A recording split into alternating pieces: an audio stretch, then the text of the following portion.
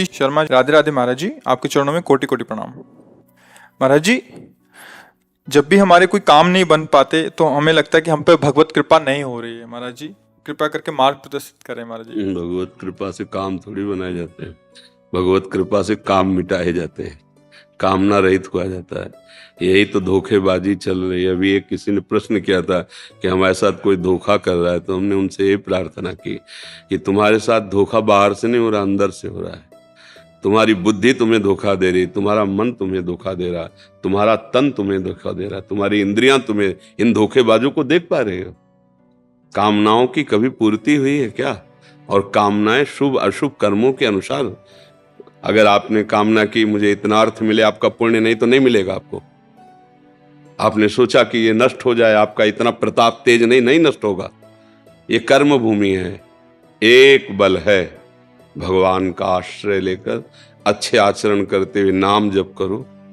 अब वो बचाएंगे आपको दुखों से, और वो योगक्षेमम वहाम्यहम्, वो आपके योगक्षेम का, आपके कर्म में इतनी ताकत नहीं रह गई है। शुभ अशुभ कर्म करते करते करते करते अंतःकरण इतना मलिन हो गया है, बस अध्यात्म को समझे बिना ये सब प्रश्न उत्तर बेकार की बातें, समय नष्ट करना। आचरणों को अपने देखो। तुम्हें भगवान ने अवसर दिया, मनुष्य शरीर देकर भगवान ने तुम्हें आदेश किया, तस्मात् शास्त्रम प्रमाणम ते कार्याकार्यो व्यवस्थितो। क्या कार्य है और क्या अकार्य है, क्या विधि है क्या निषेध है, क्या करना चाहिए क्या नहीं करना चाहिए, क्या धर्म है क्या अधर्म है। ये मनुष्य शरीर से हो सकता है, पशुओं में नहीं लागू होता। आप धर्म पूर्वक चलिए, पूर्वकृत प्रारब्ध को भगवान का बल लेकर सहिए, और जैसी स्थिति में भगवान रख रहे हैं वैसी स्थिति में भजन कीजिए। आगे का बहुत बढ़िया हिसाब हो जाएगा। पिछली फसल बहुत बुरी है, भोगना पड़ेगा, चाहे महात्मा हो चाहे गृहस्थ हो, भोगना पड़ेगा। अवश्य में भोक्तव्यम। अखंड बाल ब्रह्मचारी, सत्यवादी, धर्मनिष्ठ भीष्म पितामह 6 महीना बाणों की सैया पे। हम तुम क्या है? ये कर्म बख्शता नहीं किसी को, इसलिए तो चिल्ला चिल्ला कहते होश में रहो, होश में रहो। कामनाओं की पूर्ति, क्या तुम्हारी कामना होगी? यही कामना होगी। शब्द स्पर्श रूप रस गंध, प्रकृति के 5 हैं, यही विविध रूपों में फैलकर जीवों को बांधे हुए हैं। तुम जो बात की कामना कर रहे हो वो किसी को प्राप्त है, वो और कामना कर रहा है। थोड़ा विचार करके तो देखो, क्या कामनाओं की पूर्ति से तुम्हारी शांति, तुम्हारा विश्राम स्थल, तुम्हें आनंद की प्राप्ति हो जाएगी क्या? हम सोचते हैं कि 1 लाख मिल जाए तो हमारा काम बन जाएगा, और किसी के पास 100 लाख हैं लेकिन उसका काम नहीं बना, वो और कामना कर रहा है। किसी के पास 100 करोड़ हैं, वो उसमें तृप्त नहीं है, वो और। ये क्या चल रहा है माया का लीला? यही बात समझना है। जथा लाभ संतोष सदा, काहू सो कछु न चो। मेरे कर्म के अनुसार मुझे जैसा रखा जाए, पर अब मैं चूकूंगा नहीं, अधर्म आचरण नहीं करूंगा, और भगवान का नाम जप करूंगा। जैसी परिस्थिति होगी उसको सहूंगा। हे प्यारे, अब अपना विस्मरण मत कराना। ये बात कर लो, जीत जाओगे, सारी कामनाएं पूर्ण हो जाएंगी। पूर्ण का मतलब शांत हो जाएंगे। अब कछुनाथ न चाहे मोरे, ये हृदय में आए बिना कामना किसी। अब आप देखो कितनी बड़ी बात, देवराज इंद्र पद बहुत बड़ा पद है, त्रिभुवन पति, देवताओं का स्वामी है। एक अप्सरा उतरे तो ऋषि मुनि को भी आकर्षित कर दे, ऐसा इतिहास साक्षी है। और वो देवराज इंद्र गौतम ऋषि के आश्रम में जाता है, भेष बदलता है और गलत आचरण करता है। मतलब समझो, वहां की एक अप्सरा जो उनके अधीन है, वो यहाँ आती तो ऋषि मुनियों के मन में भी विक्षेप पैदा कर देती है। ऐसे वैभव को भोगने वाला भी वहां तृप्त नहीं है। मृत्यु लोक के एक महात्मा की पत्नी की तरफ गलत दृष्टि, गलत मतलब क्या निकला? एक जो कथाएं हैं इनका मतलब क्या निकला? बिना भगवान के भजन के आनंद के ये मन शांत होने वाला नहीं। चाहे त्रिभुवन का वैभव मिल जाए तुम्हारे पास, तो बहुत छोटी छोटी वस्तुएं होंगी। हम त्रिभुवन पति की बात कह रहे हैं, जिसके यहाँ की सुंदरियां ऐसी हैं कि अगर उतर जाएं यहाँ तो बड़े बड़े महात्माओं के चित्त में क्षोभ पैदा कर देती, जो जितेंद्री रहे हैं।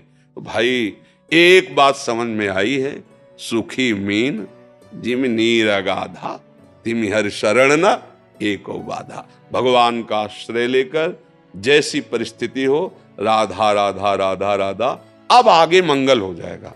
ये हमारी जो आज की समाज नहीं, वो भटक रही है। बिल्कुल ब्रह्म ने ना लिख लेना, तुम्हारा पुण्य का संयोग जुड़ जाए तो तुम्हारा काम बन जाएगा। तो तुम्हें लगेगा कि बाबा जी ने काम बना दिया, वो जादूगर ने काम बना, कोई नहीं, तुम्हारा पुण्य। और जिस दिन तुम्हारा पाप कर्म वर्तमान का और पीछे जुड़ेगा ना, किसी की ताकत नहीं कि रोक ले। दशरथ जी बाण शब्द वेदी मारा श्रवण कुमार के, तो जैसे पुत्र वियोग में वो मरे, ऐसे महाराज हा राम कह के राम जी को याद करते हुए अपने प्राण त्याग दिए, और उन्हीं राम जी की गोद में जटायु प्राण त्याग रहा। भगवान का सानिध्य उस समय प्रगट में दशरथ जी के पास नहीं हुआ, लेकिन जटायु को भगवान गोद में रख। बात समझो, क्या कर्म बना। सिया जी के लिए उसने अपने प्राणों की बाजी लगा दी, तो भगवान की गोद में शरीर। चूक हो गई, श्रवण कुमार के बाण लग गया, तो महाराज को तड़प तड़प के वैसे वियोग में तुम भजन कितना करोगे। वो भगवान के बाप बनने का सौभाग्य, बाप जी बने नहीं, दशरथ जी भगवान राम के पिताजी बने नहीं।